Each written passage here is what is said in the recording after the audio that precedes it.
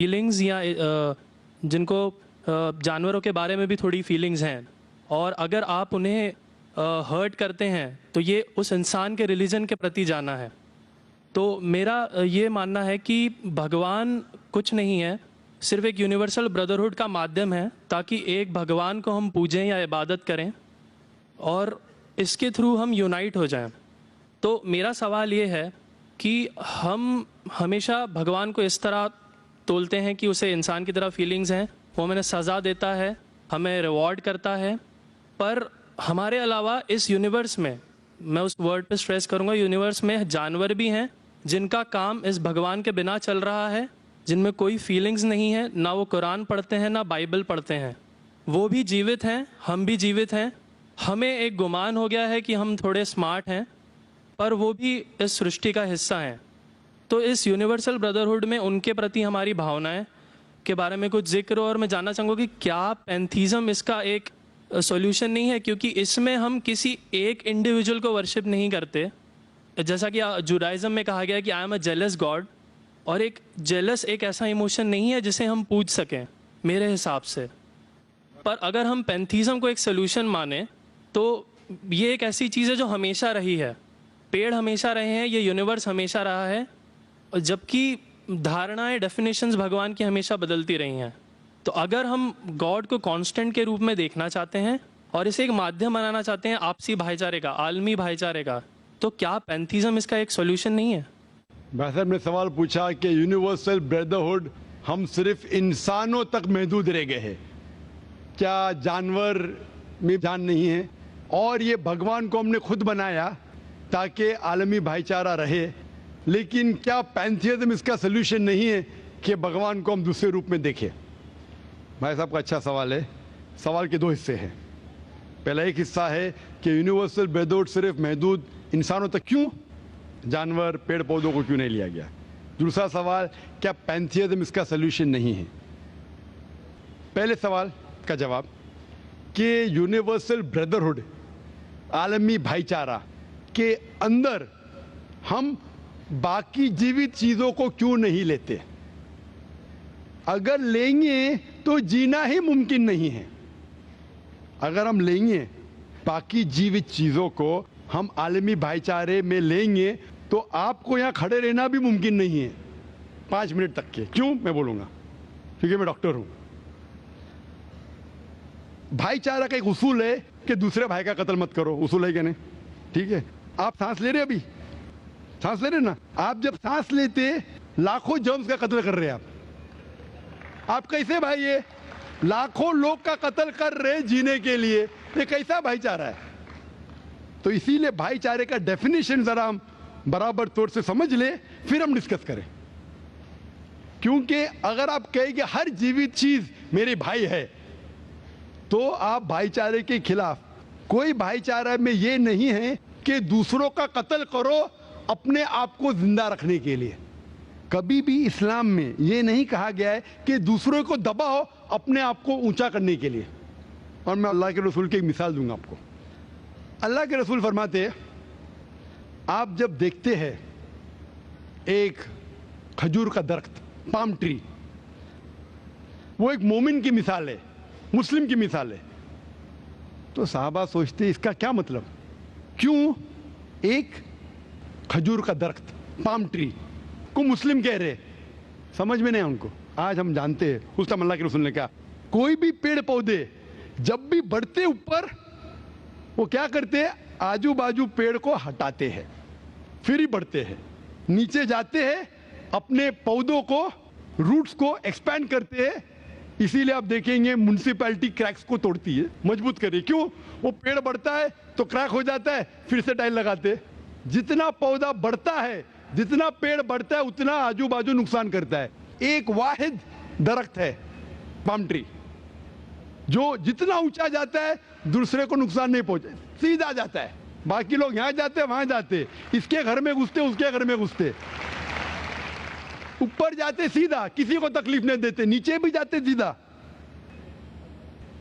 आजू बाजू घूमते नहीं। अगर आप अपने आप को बड़ा बनने के लिए दूसरों को दबाएंगे, ये मुस्लिम नहीं। تو اگر میں مانوں آپ کی بات کو کہ ہر جیوت انسان کو بھائی چارہ کروں تو مجھے جینے کا حق نہیں، کسی کو جینے کا حق نہیں ہے، لیکن اس کا مطلب یہ نہیں کہ ہم دوسرے جیوت لوگ کو تکلیف پہنچائیں جان بوجھ کے۔ اسی لیے اسلام میں جب محمد صلی اللہ علیہ وسلم پیغام دیے عرب دیشوں میں، عرب ممالک میں، تو لوگ نے کہا یہ کیسا انسان ہے؟ جب اللہ کے رسول نے کہا کہ اونٹ کے اوپر زیادہ وزن مت ڈالو، حرام ہے، گھوڑے کو زیادہ تکلیف مت دو، تو لوگ کہنے لگے یہ تو ابھی انسانوں کی حقوق کی بات کر رہا تھا، ابھی جانوروں کے حقوق کی بات کر رہا ہے۔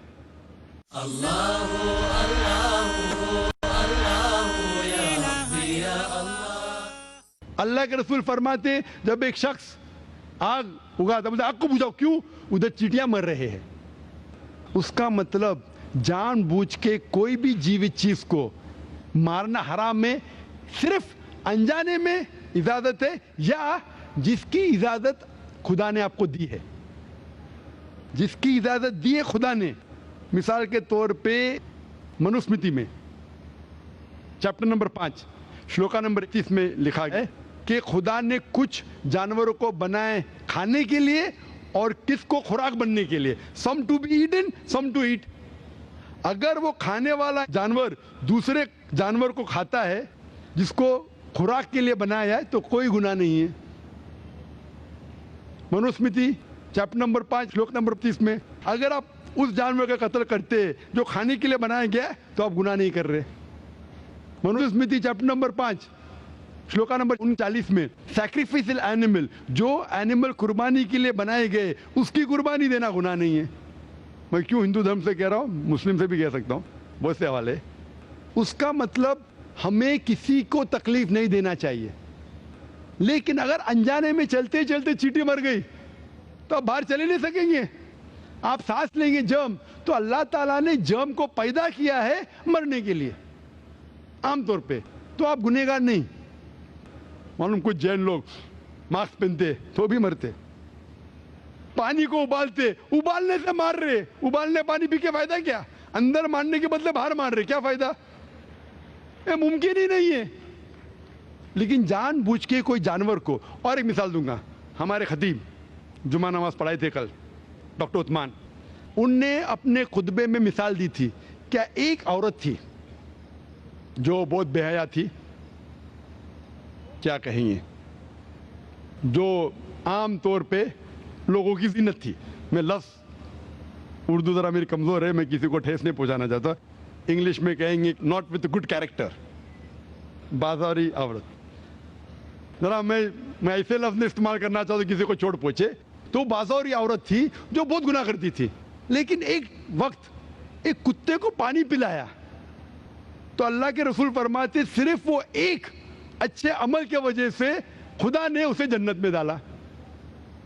بازاری عورت غلط کام کرتی ہے، زنا کرتی ہے، ایک عمل کیا کی؟ ایک کتے کو پانی دی، انسان کو نہیں کتے کو، اور اللہ اسے جنت میں ڈالتا ہے۔ دوسری طرف ایک اچھی عورت، نیک عورت، لیکن ایک بلی کو بند کرتی ہے، چین کر کے رکھتی ہے، اس کی آزادی کو قید کرتی ہے، اللہ تعالیٰ اس کو جہنم میں ڈالتا ہے، نرک میں ڈالتا ہے۔ اسے کہتے ہیں جانوروں کے حقوق، مطلب جانوروں کے بھی حقوق اسلام میں ہیں۔ اللہ کے رسول فرماتے کہ چڑیا کی جان بھی مت لو بنا وجہ، چڑیا اسپیرو، آپ پڑھیں گے قرآن میں اور حدیث میں کئی اس کے پر لیکچر۔ تو اس لیے ہم مانتے ہیں کہ جیوت چیز کا ہمیں احترام کرنا چاہیے، اس کے رول ریگولیشن ہے۔ بولیں گے سب جیوت چیز میرے بھائی ہے، نہیں بھائی، سب بھائی نہیں ہے۔